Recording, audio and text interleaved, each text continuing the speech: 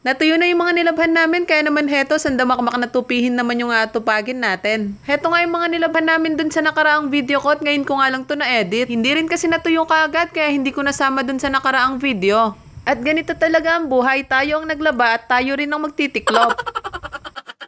Siyempre, hindi naman tayo mayaman para kumuha pa ng katulong. Etong mga ganito ay kayang-kaya na natin yan. Nang matapos ko na nga yung first batch, heto at kinuha ko pa nga yung iba. O, akala nyo ba yun lang? Marami pa yan. Fast forward na ilagay ko na nga sa cabinet yung mga ibang damit. Pagkatapos ko nga magtiklop ay naligo na rin ako. Siyempre mag-skincare muna tayo para kahit papaano naman ay gumanda-ganda naman tayo kahit konti lang.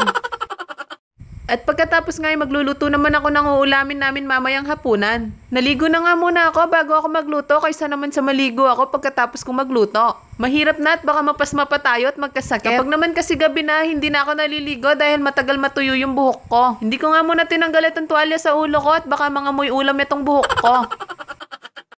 Adobong tokwa nga itong lulutuin ko ngayon na uulamin namin. Crispy adobong tokwa nga yung tawag ko dito dahil crispy yung tokwa. Nilagyan ko kasi ng cornstarch kaninang pinrito ko. Sa next vlog ko na nga lang ipapakita yung buong procedure at mga ingredients. Masarap nga to at siguradong magugustuhan nyo rin to kung mahilig din kayo sa tokwa. O siya, see you sa next vlog. Follow for more!